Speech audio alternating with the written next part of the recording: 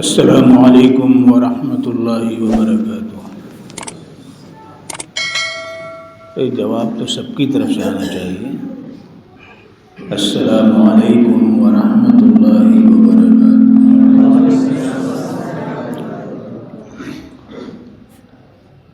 سلام کرنا مسنون ہے لیکن جواب دینا واجب ہے، اس لیے سلام کے بعد سلام کا جواب دینا بہت ضروری ہوتا ہے۔ الحمدللہ نحمده ونستعینه ونستغفره ونؤمن به ونتوکل علیہ ونعوذ باللہ من شرور انفسنا ومن سیئات اعمالنا من يهده الله فلا مضل له ومن يضلله فلا هادي له ونشهد أن لا إله إلا الله وحده لا شريك له ونشهد أن سيدنا ومولانا وحبيبنا وشفيعنا ونبينا وسندنا محمدا عبده ورسوله قال الله عز وجل في القرآن المجيد والفرقان الحميد اعوذ باللہ من الشیطان الرجیم بسم اللہ الرحمن الرحیم من کان یرید العزة فللہ العزة جميعا الیہ یصعد الکلم الطیب والعمل الصالح یرفعه والذین یمکرون السیئات لهم عذاب شدید ومکر اولئک هو یبور۔ صدق اللہ العظیم۔ معزز حاضرین، یقیناً میرے لیے بڑی سعادت کی بات ہے کہ آپ کے اس علاقے میں، اس تاریخ ساز گاؤں کے اندر، جس نے نہ صرف ہندوستان میں بلکہ اس کے باہر بھی یہاں کی شخصیات کے ذریعے اپنی ایک خاص شناخت قائم کی، اس جگہ جیسا کہ ابھی مولانا شہزاد صاحب نے کہا کہ سن 98 میں آنا ہوا تھا اور ایک طویل مدت گزر گئی اور نہیں آنا ہوا۔ آج یہاں اپنے آپ کو آپ کے درمیان پا کر بے حد خوشی ہو رہی ہے، اور ایمان ہے یہ چیز، ایمان سے تسلی، ایمان سے تسکین اور ایمان سے دوری کا احساس ختم ہوتا ہے، اور محبت، یگانگت، حسن انسجام اور اپنائیت کا اظہار ہوا کرتا ہے۔ اسی لیے آج مجھے بے حد خوشی ہو رہی ہے، اور پھر اپنے ان عزیزوں کے کام کو دیکھ کر کے کہ اسلاف کے کاموں کو انہوں نے بڑی حسن خوبی کے ساتھ ترقی دی ہے، آگے بڑھایا ہے۔ یہ مسجد بھی میں نے دیکھا تھا بہت چھوٹی سی تھی، آج الحمدللہ مسجد آپ کے سامنے ہے، مدرسہ بھی قائم ہے، طلباء بھی پڑھ رہے ہیں، اور یہاں سے طلباء پڑھ کے آگے بڑھتے ہوئے دارالعلوم علماء تک پہنچتے ہیں اور عالمیت و فضیلت کی سند حاصل کرتے ہیں، افتاء کرتے ہیں، قضاء کا کورس کرتے ہیں اور دیگر کورسز میں داخلہ لیتے ہیں۔ واقعتاً بڑی خواہش تھی اور آج آنا ہوا۔ اس کے پہلے معلوم ہوا مولانا عبدالواحد صاحب کی طبیعت بہت خراب ہو گئی، اور جو تفصیلات معلوم ہوئی تو میں یہ سمجھ رہا تھا کہ شاید گھوری گھاٹ کے اس موضع میں ان سے ملاقات نہ ہو سکے، پٹنہ میں یا گیا میں ملاقات کرنی پڑے، لیکن الحمدللہ ثم الحمدللہ ان کو دیکھ کر بے حد خوشی ہو رہی ہے، اور اللہ تبارک و تعالیٰ انہیں شفا عطا فرمائیں، عافیت عطا فرمائیں، قوت عطا فرمائیں، اور اپنے اسلاف کے کام کو جو انہوں نے چھوڑا ہے اس کی تکمیل ان کے ذریعے ہوتی رہے۔ ایک بات ذہن میں رکھیے، اللہ تبارک و تعالیٰ نے ہمیں دنیا کے اندر کام پورا کرنے کے لیے پیدا نہیں کیا، بلکہ اللہ کی طرف سے ایک مدت مقدر ہے ہر ایک کے لیے، اس کو پورا کرنے کے لیے اس نے پیدا کیا ہے۔ وہ مدت جہاں جب اور جیسے پوری ہوتی ہے، اللہ تبارک و تعالیٰ کے کارندے آ جاتے ہیں اور وہ لے کر کے چلے جاتے ہیں۔ ساری دنیا دیکھتی رہتی ہے، نہ عہدہ کام آتا ہے، نہ منصب کام آتا ہے، نہ علم کام آتا ہے، نہ اس کا جرگہ اور اس کی جماعت کام آتی ہے۔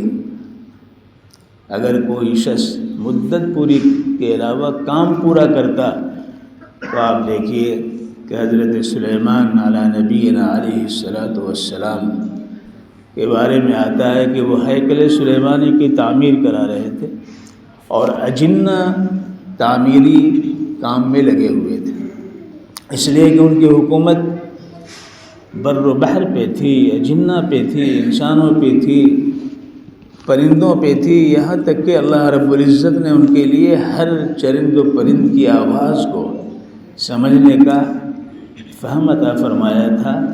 چنانچہ چونٹیاں جو رینگ رہی ہیں ان کی آواز کو سن لیتے تھے اور سمجھ جاتے تھے یہ کیا کہہ رہے ہیں۔ چنانچہ ان کا لشکر جا رہا تھا۔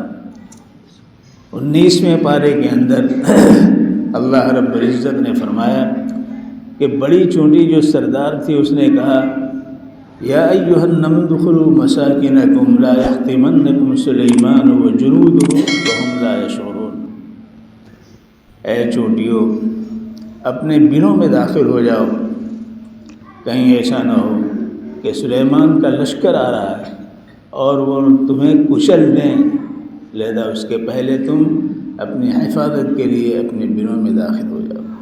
حضرت سلیمان نے اس کی آواز سن لی، سمجھ گئے اور اس پر شکر اللہ کا ادا کیا۔ قال رب اوزعنی ان اشکر نعمتک التی انعمت علی، اے اللہ مجھے توفیق دیجیے کہ میں آپ کا شکر ادا کروں، آپ نے یہ فہم، یہ فراست، یہ طاقت، یہ سینس، یہ شعور، یہ وجدان عطا فرمایا ہے، میں اس پر تیرا شکر ادا کر رہا ہوں۔ وہ حضرت سلیمان جن کو اللہ نے تخت رواں عطا فرمایا تھا، تخت رواں بھی انہیں کب عطا کیا اللہ نے؟ عجیب و غریب بات، مفتی شفیع صاحب رحمۃ اللہ علیہ کے حوالے سے ایک صاحب نے لکھا کہ وہ اپنے گھوڑوں کو دیکھ رہے تھے استبل میں، بڑے شاندار گھوڑے پلے ہوئے تھے، ان گھوڑوں کو دیکھ رہے تھے، دیکھتے دیکھتے ہی عصر کی نماز فوت ہو گئی، خیال آیا کہ عصر کی نماز فوت ہو گئی، تو انہوں نے یہ طے کیا کہ ان کی وجہ سے میری نماز فوت ہوئی۔ ایک نماز کی بات کرنا، عصر کی نماز فوت ہوئی جس کو صلاۃ وسطیٰ کہا گیا ہے، سب سے افضل ترین نماز، وہ نماز فوت ہو گئی۔ انہوں نے سارے استبل کے گھوڑوں کو ذبح کر کے گوشت مساکین اقربا میں تقسیم کر دیا۔ ان کی شریعت کے اندر گھوڑے کا گوشت حلال تھا۔ نماز کے تعلق سے یہ انہوں نے عمل کیا، قربانی پیش کی، گھوڑے سواری کے لیے تھے۔ اللہ تبارک و تعالیٰ کو یہ ادا اتنی پسند آئی کہ میری خاطر انہوں نے ایسا کیا ہے، تو فضا کو ان کے لیے مسخر کر دیا، فضا کو مسخر کر دیا، یعنی ہوا کے دوش پر اپنے تخت کو ڈال دیتے تھے، اس پہ بیٹھ جاتے تھے اور وہ صبح کو نکلتے تو 1 مہینے کی مسافت طے کر لیتے اور شام کو نکلتے تو 1 مہینے تک کی مسافت طے کر لیا کرتے۔ غدوها شهر ورواحها شهر وأسلنا له عن القطر ومن الجن من يعمل بين يديه۔ اللہ تبارک و تعالیٰ نے فرمایا کہ ہم نے ان کے لیے قطر، تانبے کو، پیتل کو ہم نے ان کے لیے بہا دیا تھا، چاہے جتنے برتن بنائیں، کلش بنائیں، ممبر و محراب بنائیں یا جو چیز بھی تعمیر کریں اس میں لگائیں، زینت کے لیے ہم نے ان کے لیے آسان کر دیا تھا اور تخت رواں عطا فرمایا تھا۔ تو ایک وقت کی نماز فوت ہوئی اس کی وجہ سے اپنی سواریوں کو انہوں نے ذبح کر دیا کہ یہ بہت بڑی چوک ہوئی ہے۔ اس پر اللہ نے یہ عطا کیا جو کسی کو اس کے پہلے عطا نہیں کیا گیا تھا، یہ نماز ہے، یہ نماز کی اہمیت۔ آج ہم کتنی نمازیں چھوڑتے ہیں؟ فجر کی نماز سونے میں چھوڑ دیتے ہیں، ظہر کی نماز تھک کر کے آتے ہیں تو سو جاتے ہیں، عصر کی نماز کاروبار میں چھوڑ دیتے ہیں، مغرب کی نماز میں بھی کوتاہی ہوتی ہے، عشاء کی نماز نیند اور کھانے کی نظر ہو جاتی ہے، اور یہی نماز ہے جو قرب خداوندی کا ذریعہ ہے۔ اللہ تبارک و تعالیٰ نے فرمایا وَمَا خَلَقْتُ الْجِنَّ وَالْإِنسَ إِلَّا لِيَعْبُدُونَ۔ مقصد تخلیق انسان کا کیا ہے؟ مقصد تخلیق اللہ کے نزدیک اللہ کے حکموں کو ماننا ہے۔ عبادت کے معنی آتے ہیں وہ راستہ جس پر چلا جائے صاف ستھرا ہو، تعبد اسے کہتے ہیں، معبد اسے کہتے ہیں، طریق معبد عربی زبان میں کہتے ہیں وہ راستہ جس پر چلا جاتا ہے۔ اللہ تبارک و تعالیٰ نے اس کائنات کے اندر ہمیں طریق معبد شریعت کے شکل میں دی ہے تاکہ ہم اس پر چلیں، اس پر اللہ کے حکم کو مانیں، ہم ادھر ادھر نہ دیکھیں اور منزل مقصود تک پہنچ جائیں۔ تھوڑے دنوں کے لیے اللہ نے موقع عطا فرمایا ہے، لہذا ہمیں اس کی فکر کرنی چاہیے۔ جو بھی اپنے مقصد سے اعراض کرتا ہے، گریز کرتا ہے، مقصد کو پیش نظر نہیں رکھتا ہے، وہ بے مایہ فرومایہ ہو جاتا ہے، اس کی حیثیت گھٹ جاتی ہے۔ آپ کے سامنے اگر میں یہ مثال پیش کروں تو بہت زیادہ واضح ہے کہ آج سے چند سالوں پہلے گائے بہت عزیز ہوا کرتی تھی، گایوں کو لوگ احترام کی نظر سے بھی دیکھتے تھے اور ساتھ ساتھ پالنے میں بھی اس کا بہت لحاظ کرتے تھے۔ کیوں؟ کیا وجہ تھی؟ وجہ یہ تھی کہ جو مقصد تھا وہ اس سے حاصل ہو رہا تھا۔ وہی گائے آج بے مایہ ہے، وہی گائے آج آوارہ پھر رہی ہے، چوراہوں پر پڑی ہوئی ہے، کوئی ان کو سہارا دینے والا نہیں ہے۔ کیا مقصد تھا؟ سوال یہ پیدا ہوتا ہے۔ تو ظاہر ہے مقصد اگر دودھ تھا تو دودھ آج بھی وہ گائے دے رہی ہے، گائے دودھ دے رہی ہے۔ اگر مقصد اس سے کھال کا حاصل کرنا یا اس کے بچڑے اور بچڑی کی پرورش کرنا تھا تو آج اس کا یہ عمل قائم ہے، جاری ہے، باقی۔ لیکن مسئلہ یہ تھا کہ گائے سے جو چیز ہمیں حاصل ہوتی تھی وہ ہماری زندگی کی بہت سی خامیوں کو، کمیوں کو پورا کرتی تھی۔ وہ یہ کہ اس سے جو بچڑا ہم کو ملتا تھا وہ بچڑا ہمارے کانوینس کے نظام میں ساتھ دیتا تھا، بیل گاڑیاں ہماری بیلوں کے ذریعے چلتی تھی، ہماری بارات بیل گاڑیوں کے ذریعے جاتی تھی، ہمارے گھروں کے بہت سے کام ان کے ذریعے ہو جایا کرتے تھے، ہماری کھیتی میں ہل جتائی کے لیے بیل کو استعمال کیا جاتا تھا۔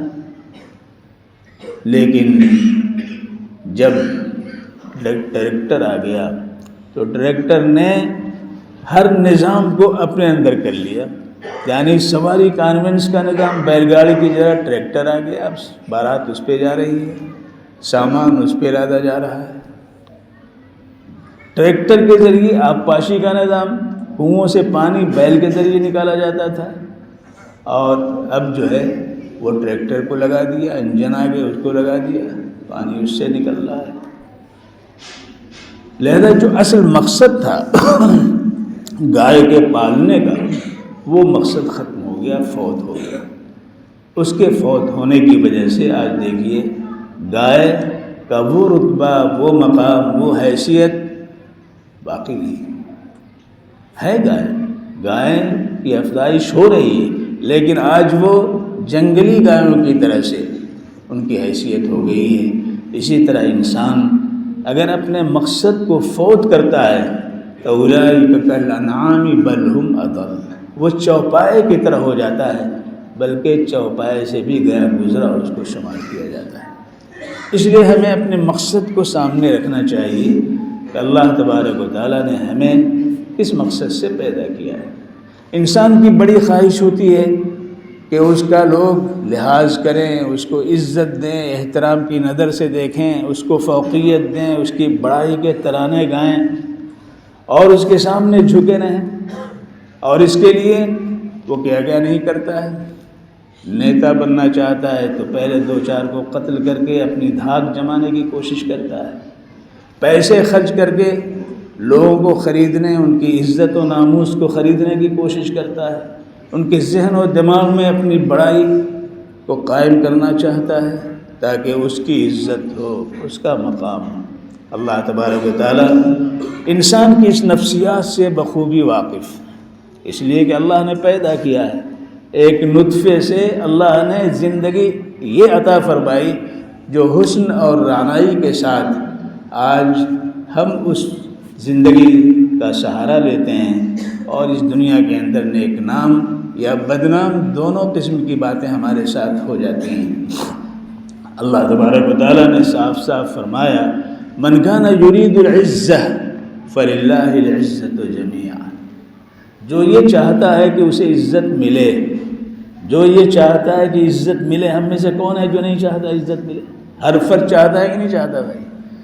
ایک معمولی آدمی بھی اپنی تذلیل کو پسند نہیں کرتا، یہاں تک کہ ایک چھوٹا سا بچہ ہے، اگر اس کو آپ نے ایک تھپڑ مار دیا تو آپ کو پلٹ کے مار تو نہیں سکتا ہے، لیکن وہ یوں گھور کے دیکھے گا آپ کو اور یہ وہ کہہ رہا ہوگا کہ ہماری آپ تذلیل کر رہے ہیں، کمزور ہیں اس لیے کر رہے ہیں۔ گویا کوئی بھی ذلت کو پسند نہیں کرتا ہے، تذلیل کو پسند نہیں کرتا ہے، عزت چاہتا ہے۔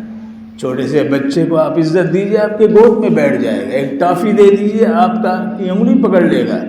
ایسے ہی کسی کی بھی آپ عزت کریں گے تو آپ سے قریب تر ہو جائے گا، اور اگر آپ نے اس کو ذلیل کیا تو اس وقت وہ خاموش تو رہے گا، لیکن آپ کے ناموس کے پیچھے پڑ کر کے آپ کو ذلیل و رسوا کرنے کی کوشش کرتا رہے گا۔ اس لیے اللہ رب العزت نے فرمایا اس نفسیات انسانی کو سامنے رکھتے ہوئے من کان یرید العزہ فللہ العزۃ جمیعا، جو عزت چاہتا ہے تو اللہ کے لیے عزت ہے، ساری عزتیں اللہ کی ہیں، ساری عزتیں اللہ کی ہیں۔ اللہ کی عزت رسول کے ذریعے اور رسول کی عزت انسانوں تک ایمان والوں کو اللہ تبارک و تعالیٰ نے عطا فرمائی ہے۔ فَلِلَّهِ الْعِزَّةُ وَلِرَسُولِهِ وَلِلْمُؤْمِنِينَ وَلَكِنَّ الْمُنَافِقِينَ لَا يَعْلَمُونَ، عزت تو اللہ کی ہے اور رسول اللہ کی ہے اور ایمان والوں کی ہے۔ یہ وہ لوگ جو منافق ہیں، در پردہ اللہ کے حکموں کی تعمیل نہیں کرتے ہیں، زبان سے اظہار ضرور کرتے ہیں لیکن ماننے کے لیے تیار نہیں ہیں، وہ عزت کہیں اور ڈھونڈتے ہیں، تلاش کرتے ہیں، حالانکہ عزت کا سارا خزانہ، سارا ذخیرہ، ساری کنجیاں اللہ رب العزت نے اپنے ہاتھ میں رکھی۔ تو من کان یرید العزہ فللہ العزۃ جمیعا۔ اب اللہ تبارک و تعالیٰ کے یہاں عزت ہے تو عزت کو پانے کے لیے ہمیں کچھ کوشش کرنی پڑے گی۔ دنیاوی عزت کے لیے ہم کیا کیا نہیں کرتے ہیں، کتنا ناک رگڑتے ہیں۔ ایک کسی جماعت میں، کسی پارٹی میں شرکت کے بعد خاص عہدہ منصب مل سکے، اس کے لیے برسوں کتنی جو ہے ناک رگڑی ہوتی ہو اور کتنا اس کے پیچھے بھاگا جاتا ہے، جو اس کا جو ہے سربراہ ہوتا ہے، تب جا کر کے ایک مقام مل پاتا ہے۔ اللہ تعالیٰ فرماتے ہیں تمہیں کسی کے پیچھے بھاگنے کی ضرورت نہیں ہے، تم اپنے پیچھے بھاگو، تم اپنے عقل سے سوچو، تم اس راستے کو اختیار کرو جو اللہ رب العزت نے تمہیں عطا فرمایا ہے۔ تو من کان یرید العزہ فللہ العزۃ جمیعا الیہ یصعد الکلم الطیب والعمل الصالح یرفعہ۔ اللہ کی طرف جو چیز آنے والی ہے یہ نہ زمین جائے گی نہ آسمان جائے گا، نہ یہ بر و بحر و فضائیں جائیں گی، بلکہ یہ دھرتی کو اللہ بدل دے گا، اس کو بھی باقی نہیں رکھے گا۔ اس کو بھی باقی نہیں رکھے گا۔ آسمان کو یوم نطوی السماء کطی السجل للکتب، اللہ تعالیٰ آسمان کو لپیٹ لیں گے اور زمین کو مٹھی میں لے لیں گے، سارا قصہ ختم ہو جائے گا، پہاڑ روئی کے گالوں کی طرف فضا میں پھیل جائیں گے، اڑ جائیں گے۔ ایسے وقت میں کون سی چیز ہے جو اللہ کے حضور میں پہنچ کر کے ہماری عزت کو برقرار رکھے، باقی رکھے؟ اللہ تعالیٰ نے ایک ایسا کلمہ ہمیں دیا ہے جس کو کلمہ طیب کہتے ہیں کہ نہیں کہتے ہیں؟ اللہ تعالیٰ فرماتے ہیں الیہ یصعد الکلم الطیب، پاکیزہ کلام جو ہے وہ پہنچنے والا ہے۔ پاکیزہ کلام قرآن پاک، پاکیزہ کلام کلمہ طیبہ، پاکیزہ کلام ذکر الہی، پاکیزہ کلام اللہ رب العزت کی طرف ہمارا جو ہے دل اور جان ہر چیز اس کے حضور میں جھکی ہوئی ہے، پاکیزہ عمل، پاکیزہ کلام۔ اللہ تعالیٰ فرماتے ہیں الیہ یصعد الکلم الطیب، اس کے حضور میں، بارگاہ رب العزت میں کون سی چیز بار پا سکتی ہے؟ پاکیزہ کلام پا سکتا ہے، کلم الطیب۔ لیکن یہ کلم الطیب کے لیے کون سی چیز قوت فراہم کرے گی، طاقت فراہم کرے گی، پہنچانے کی کوشش کرے گی؟ جیسے آپ لفٹ میں اوپر جانے کے لیے داخل ہوتے ہیں تو کرنٹ ہونا چاہیے نا، بجلی ہونی چاہیے، لائٹ ہونی چاہیے، تب جا کر کے وہ لفٹ اوپر جائے۔ اس لفٹ کو اٹھانے کے لیے کرنٹ کا کام، قوت کا کام، طاقت کا کام، روح کا کام، وہ کرنٹ جو اس کے اندر ہے اس سے لیا جاتا ہے۔ تو ایسے ہی کلمہ طیب جو اللہ نے ہمیں عطا فرمایا ہے، یہ اللہ کے حضور میں پہنچ کر کے ہمارے لیے شافی و کافی بن جائے۔ عمل صالح کی ضرورت ہے، عمل صالح کے بغیر یہ کلمہ بھی نہیں پہنچے گا۔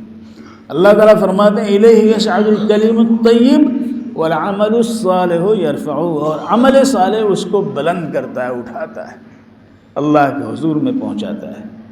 لہذا اس کلمے کی برکت سے اللہ رب العزت اس عمل کو قبول فرما لیتے ہیں جو اس کے زیر سایہ عمل میں لایا جاتا ہے۔ اسی کلمہ طیب کے زیر سایہ یہ عمل ہے کہ آج ہم جمعے کی نماز کے لیے حاضر ہیں، 5 وقتہ نماز پڑھتے ہیں، زکوٰۃ کی ادائیگی کرتے ہیں، روزہ رکھتے ہیں، حج کے لیے تیاری کرتے ہیں، عمرے کے لیے ہم جاتے ہیں، لوگوں کے حقوق ادا کرتے ہیں، بہنوں کا حق دیتے ہیں، بیٹیوں سے پیار کرتے ہیں، اور ہر کام میں اسوہ رسول کو پیشوا اور امام سمجھتے ہیں۔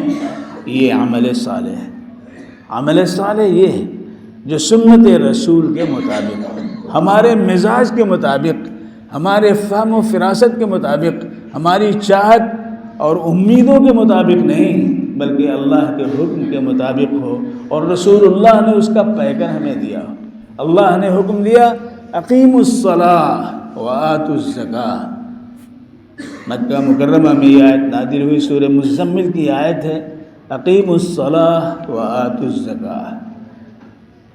صحابہ کرام مکہ مکرمہ میں مفلس تھے، لوگوں کے پاس سرمایہ نہیں تھا، لہذا قرآن پاک نے حکم دیا زکوٰۃ کی ادائیگی کا، لیکن نہ زمانے کی تحدید کی نہ مقدار کی تحدید کی۔ صحابہ نے پوچھا حضور کتنا خرچ کریں؟ یسألونک ماذا ينفقون،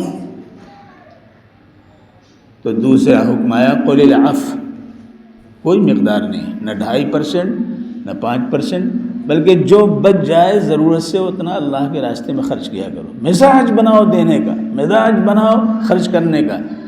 اور وما انفقتم من شيء فهو يخلفه، تم نے جو خرچ کیا ہے اللہ اس کا بدل تم کو دے گا، لہذا یہ کام کرو۔ تو دوسرا حکم ہے یسألونک ماذا ينفقون، آپ سے پوچھتے ہیں کہ کیا خرچ کریں۔ اللہ نے فرمایا کہ قل العفو، آپ کہہ دیجئے جو بچ جائے ضرورت سے اس کو خرچ کریں۔ اس کے بعد پھر جو ہے تحدیدات آئیں گی، ساری تفصیلات۔ اللہ کے رسول صلی اللہ علیہ وسلم مدینہ منورہ پہنچے، وہاں مال بھی آیا، وہاں مال غنیمت کا حصول ہوا، تب ساری چیزیں بیان کی گئیں کہ اتنا اتنا اتنا اتنا اس میں جو ہے اللہ کا حق ہے، اس کو تم ادا کرو۔ لہذا معلوم ہوا کہ دین ہماری چاہت کی بنیاد پہ نہیں ہے، بلکہ اللہ کی چاہت و مشیت کے پیش نظر ہے۔ لہذا اب اس میں جو قطر بیوت کرے، اس میں جو ادھر ادھر کی بات کرے، تو اللہ تعالیٰ فرماتے ہیں والذین یمکرون السیئات، جو بری تدبیریں اس میں کرے گا، اللہ کے حکم کے خلاف ورزی کرنے کی کوشش کرے گا، لہم عذاب شدید، بہت شدید عذاب میں اسے گرفتار کیا جائے گا۔ اور یہ تدبیر جو اللہ کے حکم کے خلاف پرنل ایک دوسری تدبیر کر رہا ہے، بچاؤ کی کر رہا ہے، یا وہ بغاوت و تمرد پر سرکشی پہ آمادہ ہے، تو یاد رکھے وَمَكْرُ أُولَٰئِكَ هُوَ يَبُورُ، کہ اس کی تدبیر اسے خود خسارے اور ٹوٹے میں ڈالنے والی ہے۔ لیکن وہ لوگ جو اللہ کے حکم کو مانیں گے اور کلام اللہ کی تلاوت کریں گے، قرآن پاک کو پڑھیں گے، اپنے بچوں کو پڑھائیں گے، ان کا مقام بہت بلند ہوگا، بہت بلند ہوگا۔ ان الذین یتلون کتاب اللہ وَأَقَامُوا الصَّلَاةَ وَأَنفَقُوا مِمَّا رَزَقْنَاهُمْ سِرًّا وَعَلَانِيَةً يَرْجُونَ تِجَارَةً لَن تَبُورَ، بے شک وہ لوگ جو قرآن پاک کی تلاوت کرتے ہیں اور نماز کو انہوں نے قائم کر رکھا ہے اور زکوٰۃ کی ادائیگی کرتے ہیں، وہ لوگ ہیں کہ جو کچھ اللہ نے دیا ہے اللہ کے راستے میں اللہ کی رضا کے لیے کم ہو یا زیادہ اس کو خرچ کرتے ہیں، وہ لوگ ہیں جن کی تجارت کبھی گھاٹے سے دوچار نہیں ہوگی۔ ان کی تجارت گھاٹے ہی گھاٹا ہے، اور یہاں تجارت میں نفع ہی نفع ہے۔ وَمَكْرُ أُولَٰئِكَ هُوَ يَبُورُ، ان کی ساری تدبیریں ناکام و نامراد ہوں گی۔ اور یہاں پر یہ وہ لوگ ہیں جن کی تجارت کے اندر تجارتاً لن تبور، ایسی تجارت یہ ہے جس میں کسی قسم کا نقصان گھاٹا نہیں۔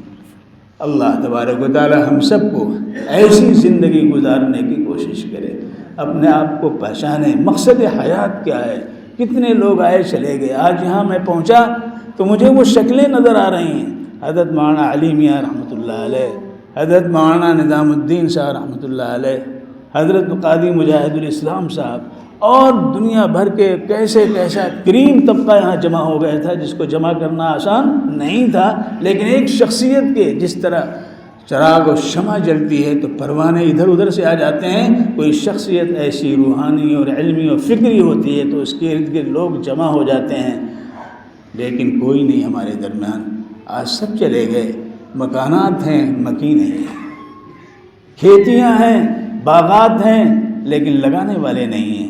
ہم بھی تھوڑے دنوں کے لیے ہیں، لہذا اس زندگی کو نفع بخش بنانے کے لیے اور عزت حاصل کرنے کے لیے دائمی، جس کو کبھی زوال نہ ہو، وہ اللہ کے حکم پر چلنا ہے۔ لہذا معلومات کریں، عمل کریں، اور ماشاء اللہ ان اجلاسات کے ذریعے، جلسوں کے ذریعے بہت کچھ ملتا ہے، بہت کچھ نفع پہنچتا ہے۔ اللہ آج کے اس اجلاس کو، جلسے کو اور اس ادارے کو قبول فرمائیں اور اس کا نفع عام فرمائیں۔